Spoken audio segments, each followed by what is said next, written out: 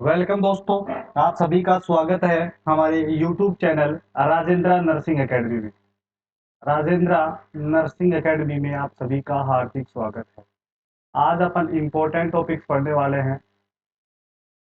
अपन ने 150 टॉपिक की जो सीरीज स्टार्ट कर रखी है उसी से रिलेटेड अब नेक्स्ट जो टॉपिक होगा अपना, इसके अंदर अपन पढ़ने वाले हैं एक ईडीडी के बारे में। एक्सपेक्टेड डेट ऑफ डिलीवरी कैसे निकालते हैं, वहां से अक्सर क्वेश्चन पूछा जाता है। ईडीडी से क्वेश्चन जो है बहुत बार क्वेश्चन पूछा जाता है। नेक्स्ट इसके अलावा अपन पढ़ने वाले हैं यहाँ पर ब्लड ट्रांसफ्यूजन, क्या ब्लड ट्रांसफ्यूजन से रिलेटेड क्वेश्चन अपन कवर करने वाले हैं। और नेक्स्ट अपन इसमें जीटी पाल से जो है, जीटी पाल, GTPAL, जीटी पाल, ये कुछ 3 टॉपिक अपन यहाँ पर कवर करने वाले हैं। तो लेट्स स्टार्ट करते हैं। सबसे पहला जो टॉपिक अपना रहने वाला है उसकी अपन बात करते हैं। तो उससे पहले मेरा आप सभी से हार्दिक अभिनंदन, निवेदन रहेगा कि आप जो है हमारे यूट्यूब चैनल को लाइक और शेयर और सब्सक्राइब कर लीजिए। चलिए अपन सबसे पहला जो अपना टॉपिक है वो है ईडीडी। अब ईडीडी की फुल फॉर्म से रिलेटेड क्वेश्चन भी पूछ लिया जाता है कि इसकी फुल फॉर्म क्या है। तो ये होगी expected date of delivery. Expected date of delivery, delivery की जो एक्सपेक्टेड डेट है वो ईडीडी की जो डिलीवरी कब होने वाली है। चलिए इसको काउंट कब कब से कब तक करते हैं, इसको काउंट करते हैं अपन जो है first day of last menstrual period. First day of last menstrual period, last menstrual period जो है इससे इसको काउंट करते हैं। ये क्वेश्चन अक्सर पूछा जाता है, इंपॉर्टेंट है, याद रखना। क्योंकि कंफ्यूजन रहता है सभी को कि इसमें first day of last menstrual period होता है या last day of first menstrual period होता है, ऐसा कुछ करके कंफ्यूजन क्रिएट कर दिया जाता है। तो उससे आप बच के रहें। नेक्स्ट बात करें अपन ईडीडी की, जो है इसके अंदर टोटल कितने डेज होते हैं। टोटल वो होंगे 280 डेज। 280 डेज। अब इसको 280 डेज को डिवाइड कैसे किया गया है वो आपको बताऊंगा। ये जो डिवाइड किया गया है बहुत इंपॉर्टेंट है। ये क्वेश्चन आया था SGPGI यूपी स्टाफ नर्स के अंदर। यूपी स्टाफ जो अभी फिलहाल 22 मार्च को हुआ था, यूपी स्टाफ नर्स का ये क्वेश्चन है। उसमें ये पूछा गया था, उसमें मोस्ट इम्पोर्टेंट है, पूछा गया था कि ईडीडी कैसे निकालते हैं। तो ईडीडी के लिए अपन 9 मंथ, ईडीडी के लिए 9 मंथ प्लस में, ये इंपॉर्टेंट है कि प्लस कितना ऐड करते हैं। तो प्लस ऐड करते हैं वो 7 डेज ऐड करते हैं। कितने? 7 डेज ऐड करते हैं। ये बहुत इंपॉर्टेंट है, ये बहुत बहुत इंपॉर्टेंट है दोस्तों कि 9 मंथ के साथ साथ 7 दिन को भी ऐड किया जाता है। और ये जो रूल होता है, ये रूल क्या कहलाता है, इस रूल को क्या कहते हैं, आप सभी को पता होना चाहिए क्योंकि बहुत इंपॉर्टेंट है। इस रूल को कहते हैं नेगलेस रूल। क्या कहते हैं? नेगलेस रूल जो है वो यही होता है। नेगलेस रूल में 9 मंथ प्लस 7 डेज जो है काउंट किया जाता है। तो ये ईडीडी छोटा सा टॉपिक है, लेकिन इससे क्वेश्चन इंपॉर्टेंट इंपॉर्टेंट क्वेश्चन पूछे गए। तो पहला इसकी फुल फॉर्म से क्वेश्चन बन जाएगा कि एक्सपेक्टेड डेट ऑफ डिलीवरी होती है first day of the last menstrual period से इसको काउंट करते हैं। बेसिकली ये बहुत इंपॉर्टेंट क्वेश्चन है। नेक्स्ट टोटल इसमें 280 डेज होते हैं। 9 मंथ प्लस 7 डेज को इसमें अपन जो है फॉर्मूला अप्लाई करते हैं जो नेगलेस रूल के अंदर आता है। इसे नेगलेस रूल भी कहते हैं। ये यूपी स्टाफ नर्स के अंदर भी क्वेश्चन आया है। चलिए अब नेक्स्ट बात करते हैं अपन, कुछ एक क्वेश्चन देख लेते हैं। इसी से रिलेटेड एक क्वेश्चन अपन जो है डिस्कस कर लेते हैं ताकि आपको जो है ये अच्छे से जो याद हो जाए। ये क्वेश्चन आपको क्या है, अच्छे से याद हो जाए कि हाँ हमने जो फॉर्मूला लगाया है वो बिल्कुल राइट हमारा जा रहा है फॉर्मूला। तो बस उसी से रिलेटेड अपने जो है क्वेश्चन यहाँ पर आप देखने वाले हैं। चलिए बात करते हैं। माना कि एक क्वेश्चन है, एक फीमेल है। क्वेश्चन ये है कि ए वुमेन, एक women comes come in hospital, एक वुमेन है जो हॉस्पिटल में आई है जिसका लास्ट मेंस्ट्रुअल पीरियड जो था, उसका जो टाइम था वो था 1 जनवरी। 1 जनवरी को first day of last week, first day of last week. तो अब आपने को बताना है कि इसकी ईडीडी क्या होगी। ये प्रेग्नेंट है, इसकी ईडीडी क्या होगी। चलिए बताइए ईडीडी क्या होगी। अपने को सिंपली क्या करना है, अपना जो नेगलेस का रूल है वो अप्लाई करना है इसके ऊपर। नेगलेस रूल अप्लाई करेंगे। नेगलेस रूल क्या था, बेसिकली 9 मंथ +7 डेज। यस या नो। चलिए बात करते हैं, इसकी अपन बात करते हैं कि 9 मंथ में अब ऐड करना क्या है अपने को, 9 मंथ। तो अपना क्या है, अपन लास्ट डेट क्या थी, 1 जनवरी थी, मतलब जनवरी। और जनवरी कौन सा महीना होता है भाई, पहला महीना होता है। इसमें अपने को 9 मंथ ऐड करने हैं, ठीक है, जनवरी के अंदर। तो प्लस 9 मंथ, 9 मंथ ऐड करेंगे इसमें, तो ये पहुंच जाएगा 9 और 1 10। बोले तो अ, 10 पर कितना आता है, अक्टूबर। ये 10 का मतलब हो गया यहाँ पर, 10 का मतलब हो गया यहाँ पर अक्टूबर। 10वां महीना अक्टूबर ही होता है, +7 डेज। फिर 7 डेज जरूर काउंट करने हैं। जैसे कि इसका जो था ना, 1 जनवरी को था, 1 जनवरी में 7 दिन और जोड़ दो, तो 8, मतलब 8 अक्टूबर। तो +7 डेज जोड़ेंगे, यहाँ पर +1 डे था, तो यहाँ पर +7 होकर कितना हो गया, ये हो गया 8 अक्टूबर। यस, ये जो एक्स की एडीडी है, इसकी एडीडी क्या होगी, इसकी एडीडी होगी 8 अक्टूबर। आप ऐसे निकाल सकते हैं। इसका एक और तरीका भी है इसको निकालने का, वो क्या है, मेथड सेकंड। जो मेथड सेकंड है, जो मेरा खुद का बनाया हुआ है, ज़्यादा ऐसे बेसिकली वो मेथड है नहीं। तो आप ऐसा कर सकते हो, जो आपको टाइम पीरियड दिया है, जैसे 1 जनवरी को है, ठीक है, तो इस एक को तो यहाँ पर रखना है, इस जनवरी को। तो जनवरी का मतलब हो गया अपना, हाँ जनवरी, ये जनवरी। अब इसमें अपने को रूल अप्लाई करना है। तो इसके अंदर क्या करेंगे, जो मंथ होगा उसमें से -3 कर देंगे, और ये +7 तो करने ही करने हैं। तो जनवरी से -3 करेंगे, तो जनवरी से -3 करेंगे तो पहले आएगा, -1 किया, दिसंबर आ गया, दिसंबर से -1 किया, नवंबर आ गया, और एक बार और -1 कर दो, क्या आ जाएगा, अक्टूबर आ गया। अक्टूबर आ गया, अक्टूबर आ गया, +7 किया था तो यहाँ पर 8 हो गया, तो सिर्फ 8 अक्टूबर। तो ऐसे भी आप निकाल सकते हो। ये कोई स्पेसिफिक किसी ने दिया नहीं, ये मैंने ही ईजाद किया है, इसलिए मैं आपको यहाँ पर बता रहा हूँ। आई थिंक आपको ईडीडी जो है अच्छे से समझ में आ गया होगा। चलिए ईडीडी समझ में आ गया आपको, तो नेक्स्ट अपन देखते हैं अपना। नेक्स्ट रहेगा टॉपिक। वो टॉपिक बहुत इंपॉर्टेंट रहने वाला है। चलिए उसकी बात कर लेते हैं। नेक्स्ट टॉपिक क्या है, नेक्स्ट टॉपिक, नेक्स्ट टॉपिक अपना रहेगा जीटी पाल। बहुत इंपॉर्टेंट है, बस मतलब समझना है अपने को। जीटी पाल, इसका क्या मतलब होता है। चलिए बेसिकली अपन देखते हैं। G4 जो होता है, सबसे पहले मैं आपको बता दूं, जी का मतलब होता है ग्रेविडा। क्या होता है, ग्रेविडा। अब बात करें ग्रेविडा की, तो ग्रेविडा का मतलब क्या होता है, नंबर ऑफ प्रेगनेंसी। याद रखना, नंबर ऑफ प्रेगनेंसी बहुत इंपॉर्टेंट है, नंबर ऑफ प्रेगनेंसी। चलिए नेक्स्ट बात करते हैं। ये ग्रेविडा हो गया। ग्रेविडा के बाद बात करते हैं अपन, जी के बाद बात करते हैं टी की। तो टी का मतलब यहाँ पर क्या हो जाएगा, बेसिकली टी का जो मतलब है, यहाँ पर टी का जो मतलब होगा वो जी टी, टी का मतलब हो जाएगा term birth.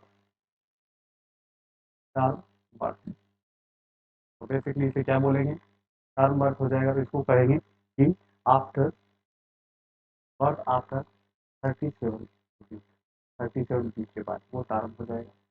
G T, P stand for, P stand for preterm birth, pre term birth. तो ये बेसिकली बिफोर 37 वीक। नेक्स्ट बात करते हैं अपन, नेक्स्ट बात करते हैं A for abortion. A stand for abortion, A stand for abortion. Then ये abortion हो गया, और अबॉर्शन << 20 वीक्स। नेक्स्ट बात करते हैं L, principle L for live, जो है लाइव चिल्ड्रन होते हैं, उसे एल फॉर लाइव चिल्ड्रन बोल, एल फॉर लाइव चिल्ड्रन। तो ये क्या होगा, लाइव चिल्ड्रन कितने हैं वो रहेगा। चलिए नेक्स्ट इसी में एक दो चीज़ें और देखते हैं, इंपॉर्टेंट है अपन। एक दो चीज़ें और देख लेते हैं, फिर एक क्वेश्चन कर लेंगे इसका अपन, जिससे आपको ये समझ में भी आ जाएगा। इसमें एक दो चीज़ें और है जो इम्पोर्टेंट है, वो क्या है। सबसे पहली बात मैं बात करूँगा कि इसके अंदर अगर नोट लगा लीजिए आप, इसके अंदर अगर ट्विन प्रेगनेंसी है, क्या है, ट्विन प्रेगनेंसी है, क्या है, ट्विन प्रेगनेंसी अगर है, अगर ट्विन प्रेगनेंसी है तो उसको क्या मानेंगे, ग्रेविडा उसको एक ही मानेंगे। को ग्रेविडा को ग्रेविडा वन ही मानते हैं। क्या मानते हैं? एक ही मानते हैं। ठीक है। चलिए नेक्स्ट, नल्ली ग्रेविडा क्या होता है, बात करते हैं नल्ली ग्रेविडा की, क्योंकि इंपॉर्टेंट है यहाँ पर। नल्ली gravida,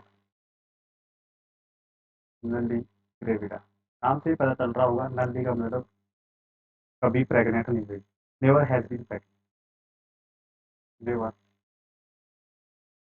has been pregnant, never has been pregnant. ये हो गई नल्ली ग्रेविडा। नेक्स्ट बात करते हैं अपन इसकी, नेक्स्ट देखेंगे अपन, इसमें इंपॉर्टेंट चीज़ है क्या कि पैराइटी क्या होती है। पैराइटी, पैराइटी, ये ये जो अपना कोर्स चल रहा है, ये चल रहा है रैपिड रिवीजन फास्ट ट्रैक, जिससे इंपॉर्टेंट क्वेश्चन अपन देखते हैं। और डेली ये क्लास आती है अपनी शाम को 5:30 बजे, कभी कभी थोड़ी लेट भी हो सकती है, कुछ काम होने की वजह से, बट डेली आपको ये क्लास जरूर मिस नहीं होगी आपकी क्लास, क्योंकि इसमें अपन इंपॉर्टेंट टॉपिक देखते हैं कम समय में। अपना कुछ इंपॉर्टेंट टॉपिक जहाँ से क्वेश्चन बनते हैं नौ सेट के अंदर, वो यहाँ से प्रिपरेशन अपनी हो जाती है। चलिए बात, इसमें क्या हो जाएगा, पैराइटी का मतलब होता है number of time, number of time, number number of time birth foetus जो है, बर्थ फीटस मोर देन 20, जो 20 को क्रॉस करता है पैराइटी को बोलता है पैराइटी। तो ये था अपना क्या, जीटी पास। अगर आपको समझ में आया तो बहुत ही अच्छी बात है, इंपॉर्टेंट है, यहाँ पे क्वेश्चन आता ही आता है, तो मोस्ट इंपॉर्टेंट। चलिए नेक्स्ट अपना जो टॉपिक है वो अपन देखने वाले हैं। नेक्स्ट टॉपिक, जैसा कि मैंने बोला था 3 टॉपिक करेंगे, तो तीसरा टॉपिक आप देखेंगे। 2 टॉपिक अपने क्लियर हो गए, जिनका मैं रिवीजन भी आपको लास्ट में जाते टाइम करवा दूंगा। उनका रिवीजन अपन करके चलेंगे, क्योंकि रिवीजन के बिना जो है स्टडी अधूरी होती है। तो रिवीजन इज मोस्ट इम्पोर्टेंट चीज, ये रिवीजन जरूरी है। अगर आप रिवीजन नहीं करते हैं तो कोई मतलब नहीं है पढ़ने का, रिवीजन करना बहुत बहुत ज़्यादा इंपॉर्टेंट है। तो चलिए सबसे पहले बात करेंगे अपन ब्लड ट्रांसफ्यूजन की। ये टॉपिक थोड़ा सा लेंथी रहने वाला है, लेकिन बहुत मजा आने वाला है आपको। ब्लड ट्रांसफ्यूजन, यहाँ से आपको 101% 2 क्वेश्चन देखने को मिल जाएगी। ब्लड ट्रांसफ्यूजन कौन से 2 क्वेश्चन मिलेंगे वो अब डिस्कस अपन करने वाले हैं। सबसे पहले इसमें कुछ बेसिक चीजें अपन देखते हैं। जो ब्लड ट्रांसफ्यूजन होता है, ब्लड ट्रांसफ्यूजन, तो उसको जब ब्लड ट्रांसफ्यूजन करते हैं तो कितना टाइम लगाते हैं, ड्यूरेशन या टाइम ड्यूरिंग ब्लड ट्रांसफ्यूजन, वो टाइम रहेगा विद इन 4 आवर, 4 घंटे के अंदर अंदर। बट बेसिकली एक चीज़ और देखने को मिली है कि 4 घंटे, अगर इसमें टाइम ही पूछ ले तो वो होगा 2 to 4 आवर, टाइम भी पूछ सकता है। ये क्वेश्चन बहुत इंपॉर्टेंट है।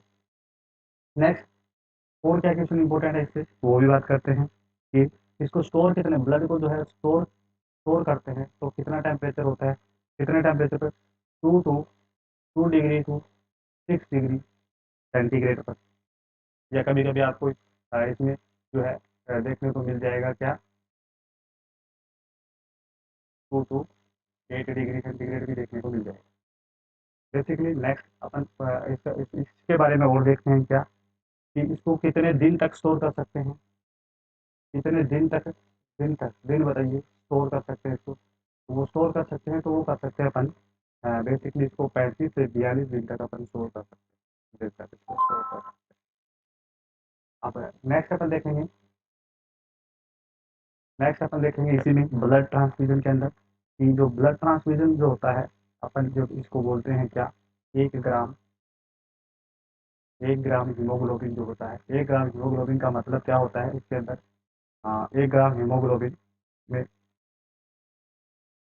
1 ग्राम हीमोग्लोबिन से 1 यूनिट, सॉरी 1 यूनिट हीमोग्लोबिन या ब्लड से 1 यूनिट ब्लड से 1 ग्राम अपने को इंक्रीज होता है, या एक ग्राम हीमोग्लोबिन के अंदर होता है, इंक्रीज होता है। और 1 यूनिट के अंदर कितना होता है, 1 यूनिट के अंदर अगर पूछे अपने से कि 1 यूनिट के अंदर कितना ब्लड होता है, 1 यूनिट में कितना ब्लड होता है, तो मैं कहूँगा कि इसके अंदर 300 ml तो ब्लड होता है, और 50 ml जो होता है उसमें क्या होता है, सिट्रिक एसिड।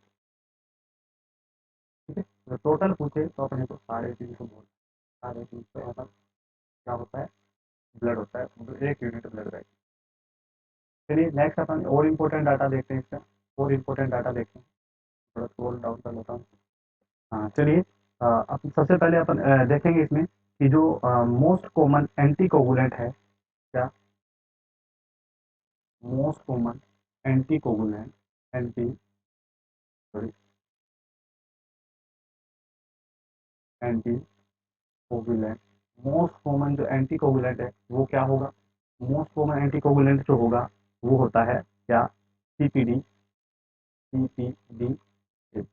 इसकी फुल फॉर्म क्या है, सीट्रिक फॉस्फेट डेक्सट्रोज एडेनिन, क्या, सीट्रेट, सीट्रेट फॉस्फेट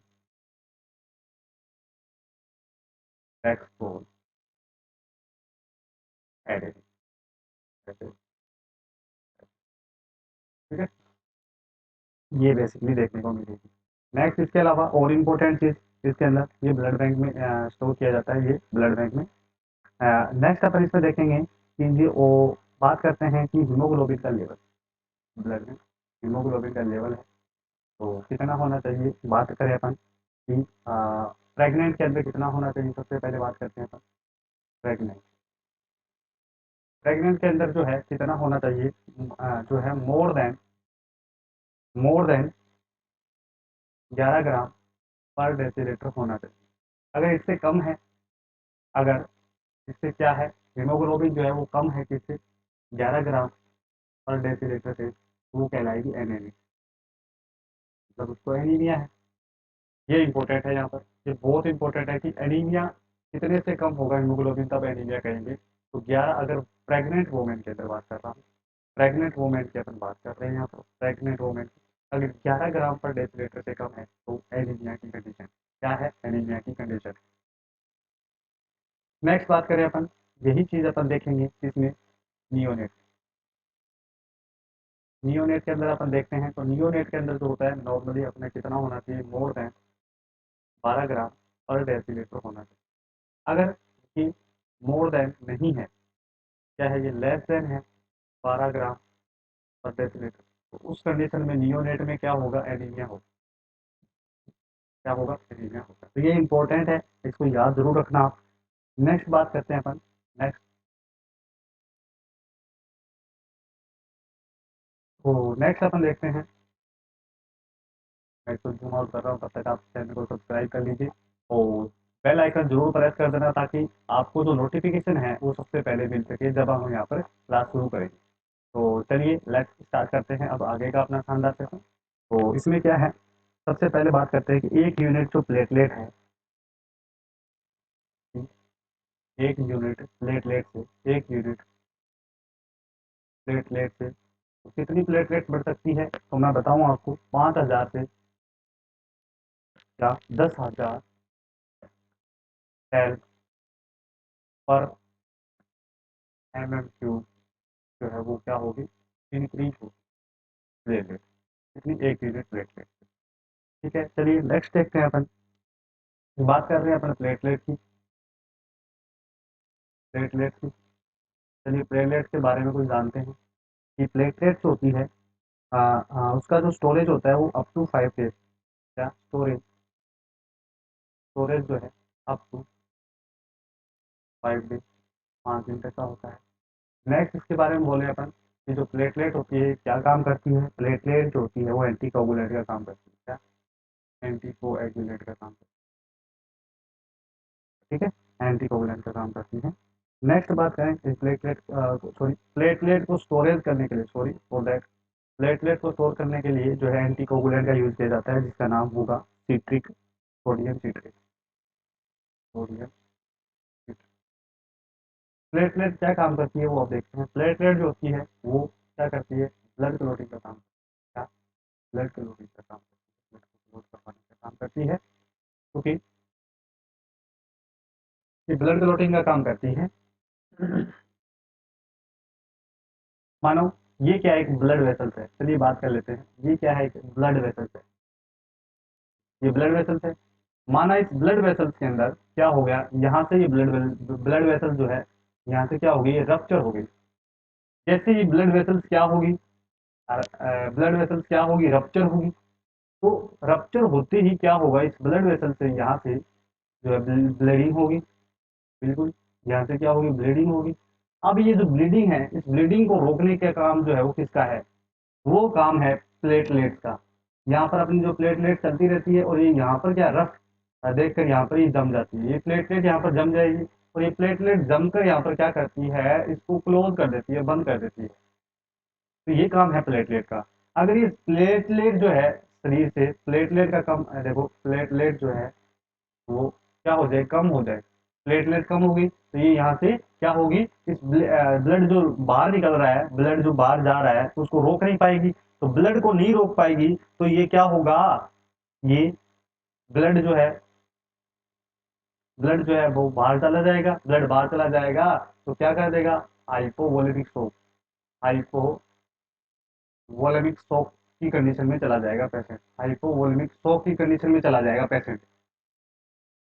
तो कितना इंपॉर्टेंट है, जैसा आपको पता है डेंगू फीवर है, डेंगू जो फीवर है, और डेंगू में होता क्या है, डेंगू के अंदर ये प्लेटलेट्स कम हो जाती है, क्या हो जाती है, प्लेटलेट्स क्या हो जाती है, डिक्रीज हो जाती है डेंगू के अंदर। ठीक है, तो बस डेंगू के अंदर अपने को सबसे क्या करना पड़ता है मैनेजमेंट में, कि सबसे प्रिकॉशन, नीडल का यूज तो करना ही नहीं है, नीडल से पंक्चर नहीं करना, नीडल से पंक्चर नहीं करना, क्योंकि प्लेटलेट कम है, ब्लड रुकेगा नहीं, हेमरेजिक डिसऑर्डर है। ठीक है, याद रखना है। चलिए नेक्स्ट बात करते हैं अपन। आप दोस्तों चैनल को सब्सक्राइब कर दें और पास में आ रहे बेल आइकन को प्रेस कर लें, क्योंकि आपको यहाँ पर बेहतरीन से बेहतरीन सेशन मिलने वाला है, मजा आने वाला है दोस्तों आपको पढ़कर। तो ये जो मैं टॉपिक करवा रहा हूँ आपको, यहाँ से इस टॉपिक से बहुत सारे क्वेश्चंस आपको एग्जाम में भी देखने को मिलने वाले हैं। चलिए बात करते हैं क्रायो पर्सिपिटेट जो होता है, क्रायो पर्सिपिटेट में कौन कौन से फैक्टर होते हैं, पर्सिपिटेट, तो इसमें कौन कौन से फैक्टर होते हैं, ये फैक्टर कौन कौन से इसमें इंक्लूड होते हैं। चलिए बात करते हैं अपन फैक्टर की। तो इसमें फैक्टर होता है, फैक्टर सबसे पहले बात करेंगे अपन, फैक्टर एट, एट, फिर इसके बाद बात करते हैं फैक्टर जो है, हाँ, एट, एट के बाद में जो फैक्टर होगा वो होगा फैक्टर थर्टी, थर्टी। नेक्स्ट बात करें इसमें von Willebrand, von Willebrand, von Willebrand और फाइब्रिनोजन, फाइब्री, fibrinogen, then fibrin active, fibrin active. ये चीज देखने को मिलती है और ये एम्स में आया हुआ क्वेश्चन है, ये एम्स में पूछा गया क्वेश्चन है दोस्तों, बहुत इंपॉर्टेंट है। चलिए नेक्स्ट बात करते हैं, जो अपन ब्लड ट्रांसफ्यूजन लेकर चल रहे हैं टॉपिक है, बहुत इंपॉर्टेंट टॉपिक है, और नेक्स्ट अपन इसी सेशन में अपन लेकर चलते हैं कि इंपॉर्टेंट चीज कि सबसे इंपॉर्टेंट जो है वो है कि जो है डोनर, यूनिवर्सल, यहाँ से क्वेश्चन पूछा जाता है, यूनिवर्सल डोनर और यूनिवर्सल रेसिपिएंट। बताइए यूनिवर्सल डोनर कौन सा ब्लड ग्रुप होगा, यूनिवर्सल डोनर जो दे सकता है सभी को वो होता है ओ नेगेटिव, क्या, O negative blood group. O negative blood group में क्या जो है, इसमें एंटीजन एब्सेंट होता है, क्या एब्सेंट होता है, तो ओ नेगेटिव ब्लड ग्रुप है इसके अंदर एंटीजन जो है वो क्या होगा, एब्सेंट होगा। नेक्स्ट बात करते हैं यूनिवर्सल रेसिपिएंट की ग्राही की, तो ओ पॉजिटिव होता है। ये क्वेश्चन बहुत बार पूछा गया है, ये दोनों क्वेश्चन जो है वो बहुत बार पूछे गए क्वेश्चन है, तो आप इनको अच्छे से करें, ओ पॉजिटिव ब्लड ग्रुप। और अब बात करें इसमें कि ओ पॉजिटिव जो ब्लड ग्रुप है उसके अंदर एंटीबॉडी एब्सेंट होती है, क्या, एंटीबॉडी जो वो एब्सेंट होती है, क्या, एब्सेंट।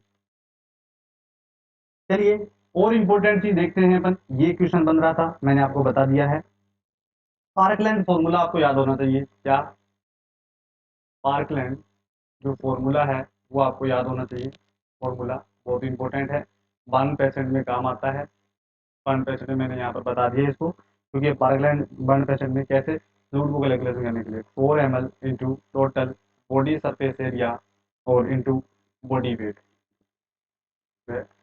इससे अपन इस फॉर्मूला से अपन क्या है जो अपना फ्लूइड है उसको कैलकुलेट करते हैं बर्न पेशेंट के अंदर। चलिए, बर्न पेशेंट की बात आई गई है तो दो चीज और देख लेते हैं कि जो फर्स्ट 24 आवर है, फर्स्ट 24 घंटा जो है उसमें अपन इसको कौन सा फ्लूइड देंगे, इसको क्रिस्टलोइड सॉल्यूशन देंगे। कैसा सॉल्यूशन देते हैं? क्रिस्टलोइड। क्रिस्टलोइड जो है वो सॉल्यूशन अपन देते हैं। नेक्स्ट बात करें अपन कि सेकंड जो 24 आवर है, सेकंड जो 24 आवर है उसमें अपन इसको कौन सा सॉल्यूशन देंगे, उसमें अपन कोलोइड सॉल्यूशन देंगे। कोलोइड सॉल्यूशन देने वाले हैं। चलिए नेक्स्ट बात करते हैं, थोड़ा सा ये सेशन और बचा है जिसमें इसको कंप्लीट करने की कोशिश करेंगे। हीमोलाइटिक रिएक्शन क्या होती है? हीमोलाइटिक रिएक्शन की बात होती है तो हीमोलाइटिक रिएक्शन क्या है सभी बताना। हीमोलाइटिक रिएक्शन, तो सबसे पहले मैं आपको बता दूं हीमोलाइटिक रिएक्शन में होता क्या है, इसके साइन सिम्टम क्या है हीमोलाइटिक रिएक्शन के। तो ये होते हैं स्यूरिंग, ठंड लगना, कंपकंपी छूटना, शिवरिंग, इसके अलावा हेडेक, इसके अलावा फ्लैंक पेन, नेक्स्ट इसके अलावा ओलिगोयूरिया, ओलिगोयूरिया और इसके अंदर रीनल फेलियर, रीनल फेलियर, ये सब देखने को मिलता है बेसिकली हीमोलाइटिक रिएक्शन के अंदर। इसके अलावा अपन देखते हैं और इम्पोर्टेंट चीज क्या, कि जो इसमें हीमोलाइटिक जो रिएक्शन है एक चीज रहेगी इसमें, ये फर्स्ट 10 से 15 मिनट के अंदर अपन देखने को मिल जाती है। अगर ये हीमोलाइटिक रिएक्शन हो रही है ड्यूरिंग ब्लड ट्रांसफ्यूजन तो फर्स्ट प्रायोरिटी क्या रहेगी, फर्स्ट प्रायोरिटी क्या रहेगी? अगर अपन ब्लड ट्रांसफ्यूजन कर रहे हैं, ठीक है, अपन क्या कर रहे हैं ब्लड ट्रांसफ्यूजन कर रहे हैं और वो क्या हो गया है, हीमोलाइटिक रिएक्शन आ गई है, तो सबसे पहला काम अपना रहेगा to stop blood transfusion. Blood transfusion को क्या करेंगे, स्टॉप कर देंगे। ये बहुत इंपॉर्टेंट है, ये बहुत बार पूछा गया क्वेश्चन।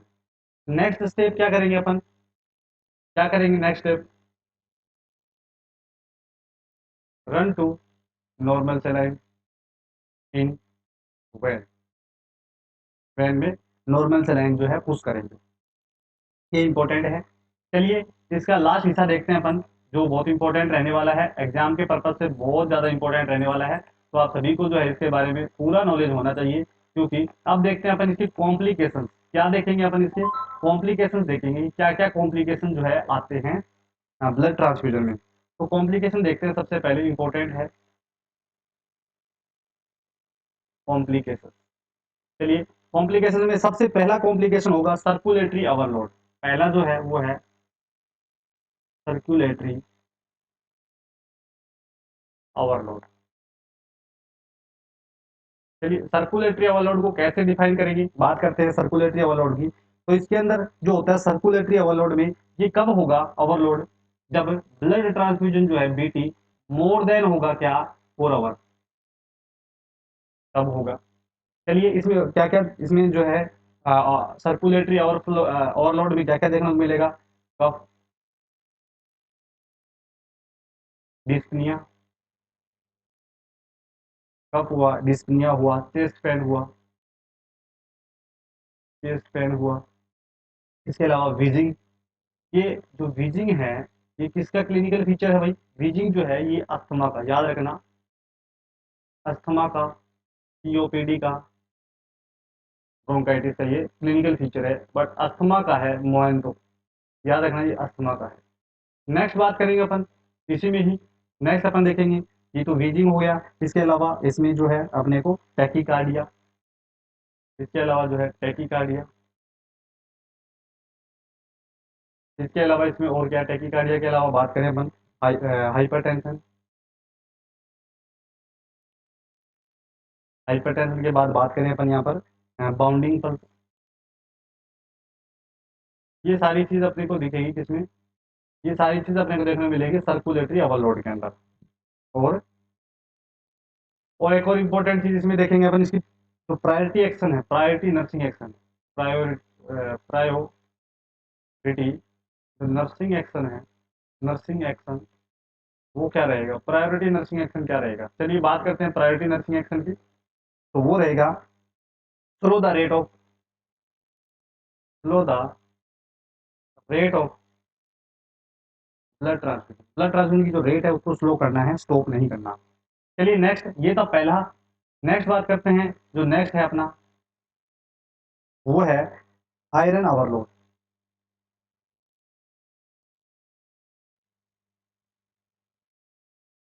आयरन ओवरलोड, अब आयरन ओवरलोड को कैसे डिफाइन करेंगे, चलिए बात करते हैं। इसमें क्या होता है, जो आयरन ओवरलोड होता है उसमें वोमिटिंग, डायरिया और हाइपोटेंशन होता है। क्या? वोमिटिंग, डायरिया और हाइपरटेंशन देखने को मिलता है। नेक्स्ट, आयरन ओवरलोड के अंदर जो है एंटीडोट होता है। क्या होता है? एंटीडोट। वो एंटीडोट कौन सा होता है, ये क्वेश्चन बनता है, मोस्ट इंपॉर्टेंट क्वेश्चन बनता है कि आयरन ओवरलोड का जो एंटीडोट है वो क्या होगा, वो होगा डीफ्रोक्सेमाइन। क्या होगा? डीफ्रोक्सामाइन।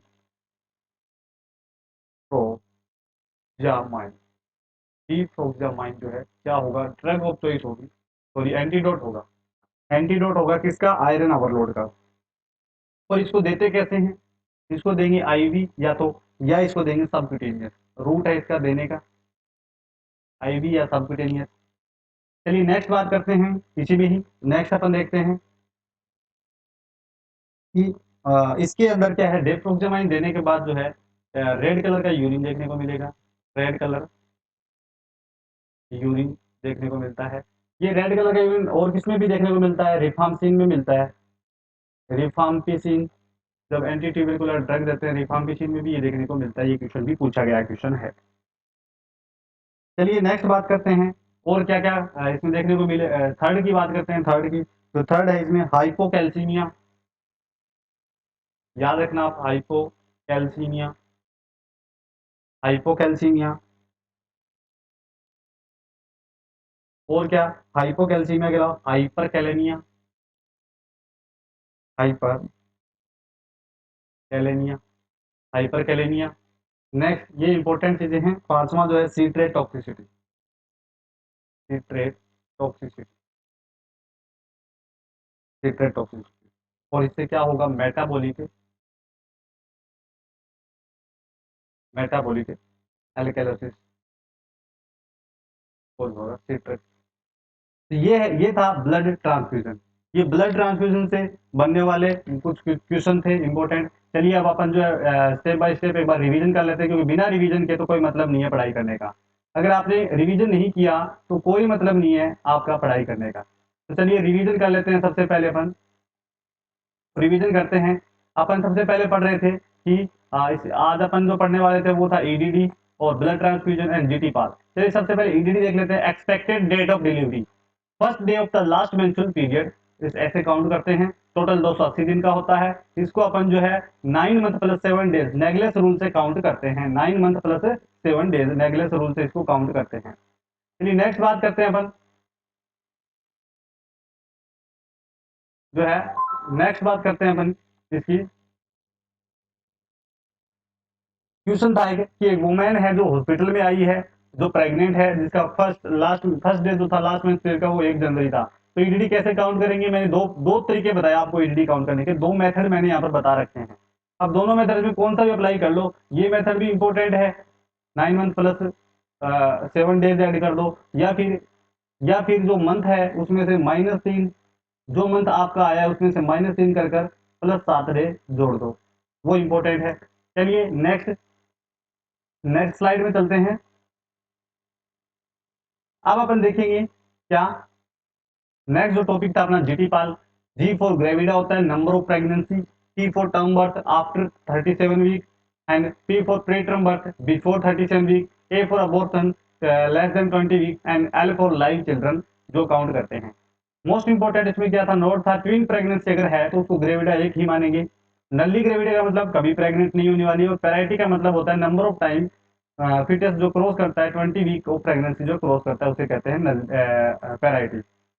चलिए अब बात करते हैं अपन, नेक्स्ट स्लाइड में देखते हैं अपन क्या, बहुत इंपॉर्टेंट चीज, रिवीजन करना जरूरी होता है ब्लड ट्रांसफ्यूजन का। तो ब्लड ट्रांसफ्यूजन जो है वो टाइम ड्यूरिंग विदिन 4 आवर्स में, या फिर 2 से 4 घंटे का टाइम लगता है। स्टोर करते हैं 2 से 6 डिग्री सेंटीग्रेड पर, या फिर 2 से 8 डिग्री सेंटीग्रेड पर, और इसको 35 से 42 दिन तक स्टोर कर सकते हैं। अब 1 यूनिट जो ब्लड होता है उसमें उससे 1 ग्राम हीमोग्लोबिन इंक्रीज होता है। 1 यूनिट ब्लड में कितना 1 यूनिट ब्लड के अंदर कितना एमएल ब्लड होता है, तो वो होता है 350 एमएल। ब्लड 300 एमएल होता है, लेकिन 50 एमएल जो होता है वो क्या होता है, सीट्रेट होता है, एंटीकोगुलेंट सीट्रेट होता है। मोस्ट कॉमन एंटीकोगुलेंट होता है सीट्रेट फॉस्फेट डेक्सट्रोज एडेनिन, CPDA। ठीक है। अब हीमोग्लोबिन की बात करें लेवल की, प्रेग्नेंट वुमेन में अगर 11 ग्राम से कम है तो वो एनीमिक है, 11 से ज्यादा होना चाहिए। और नियोनेट में 12 से ज्यादा होना चाहिए, अगर 12 से कम है तो वो एनीमिक कंडीशन में है। चलिए बात करते हैं अब थोड़ी इसके बारे में आगे कि एक यूनिट जो प्लेटलेट है उसमें 5 से 10 हजार जो है वो इंक्रीज होती है। और प्लेटलेट जो होती है वो क्या काम करती है, वो जो ब्लड क्लोटिंग का काम करती है। और कैसे करती है वो प्रोसेस मैंने बता दी है। इसको स्टोर कर सकते हैं 5 दिन तक। और सोडियम सिट्रेट एंटीकोगुलेंट का यूज किया जाता है प्लेटलेट को स्टोर करने के लिए। डेंगू बुखार जो होती है, डेंगू फीवर, उसमें प्लेटलेट कम हो जाती है, तो इसलिए अपन उसमें क्या है, निडल का यूज नहीं करते, बिल्कुल भी पंक्चर अपने को नहीं करना होता है बेसिकली। नेक्स्ट देखते हैं अपन,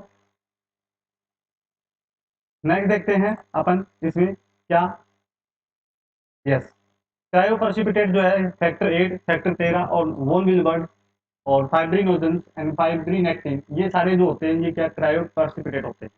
और यूनिवर्सल डोनर होता है ओ नेगेटिव, एंटीजन एब्सेंट होता है। यूनिवर्सल जो है रेसिपिएंट होता है वो ओ पॉजिटिव होता है। इसमें क्या है, एंटीबॉडी एब्सेंट होती है। नेक्स्ट पाराक्लाइन फॉर्मूला बता दिया मैंने, 4 ml into TBA TBS into body weight. और ये जो है सेकंड 20, जो फर्स्ट 24 आवर है उसमें क्रिस्टलोइड सॉल्यूशन, और सेकंड जो 24 आवर है उसमें कोलोइड सॉल्यूशन का यूज किया जाता है। हीमोलाइटिक रिएक्शन अगर है, जैसे शिवरिंग आना, हेडेक होना, फ्लैंक पेन होना, ठीक है, और इसके अलावा ओलिगो यूरिया, रीनल फेलियर, ये सारे 10 से 15 मिनट में जो है रिएक्शन का पता चल जाता है। अगर हीमोलाइटिक रिएक्शन है तो अपने को क्या करना है, फर्स्ट प्रायोरिटी अपनी रहेगी to stop the blood transfusion और run the NS. Blood transfusion को स्टॉप करना है, ये अपनी पहली प्रायोरिटी रहने वाली है कि ब्लड ट्रांसफ्यूजन को स्टॉप करना है। चलिए अब इसके कुछ कॉम्प्लिकेशन देखते हैं। तो कॉम्प्लिकेशन में अपन देखेंगे सर्कुलेटरी ओवरलोड। सर्कुलेटरी ओवरलोड से क्या होगा कि कफ, डिस्पनिया, चेस्ट पेन, विजिंग और टैकीकार्डिया देखने को मिलेगा। और विजिंग जो है मोस्ट कॉमन किसका है, अस्थमा का होता है। नेक्स्ट इसमें हाइपरटेंशन, बाउंडिंग पल्स देखने को मिलेगी। नेक्स्ट बात करते हैं अपन, इसका प्रायोरिटीज एक्शन क्या रहेगा, slow the rate of blood transfusion को स्लो कर देंगे। आयरन ओवरलोड में क्या होता है, वोमिटिंग, डायरिया, हाइपरटेंशन कोज करता है। एंटीडोट होता है इसका डिप्रोक्सेमाइन, जो आईवी या सबक्यूटेनियस दे सकते हैं। रेड कलर का यूरिन पास आउट करता है, जो नॉर्मल कंडीशन होगी इसकी, ये याद रखना। हाइपोकैल्सीमिया और हाइपरकैलेमिया, और सिर्फ हाइपोकैल्सीमिया कैल्शियम कम होगा, हाइपरकैलेमिया पोटेशियम का लेवल बढ़ेगा, और सिट्रेट टॉक्सिसिटी इसमें मेटाबॉलिक एल्कलोसिस देखने को मिलता है। तो ये था आज का शानदार सेशन, ये था आज का शानदार सेशन। आपको कैसा लगा आप कमेंट करके जरूर बताना, आपको बहुत बेनिफिट होने वाला है, ये मेरा वादा है आपसे। तो आप जो है राजेंद्र नर्सिंग एकेडमी को, राजेंद्र नर्सिंग एकेडमी को सब्सक्राइब कर लीजिए, क्योंकि यहाँ पर आपको बहुत इंपॉर्टेंट इंपॉर्टेंट टॉपिक्स मिलने वाले हैं। मैंने बताया था आपको, यहाँ पर नोर सेट की जो प्रिपरेशन आपको करवाई जा रही है, नोर सेट की, नोर सेट की प्रिपरेशन चल रही है। जैसा कि आपको पता है, डेली सुबह 10 बजे जो है अपनी एनक्लेक्स गोल्डन की पॉइंट्स की क्लास होती है, और शाम को 5:30 बजे जो है अपनी क्लास होती है किसकी, इंपॉर्टेंट टॉपिक्स की। तो चलिए मिलते हैं नेक्स्ट सेशन में, तब तक के लिए राम राम। और चैनल को सब्सक्राइब जरूर कर जाना, और बेल आइकन प्रेस कर लेना, ताकि जैसे ही मेरी क्लास आए नोटिफिकेशन आपको मिल जाए। थैंक यू गाइज, मिलते हैं कल सुबह। Thank you so much.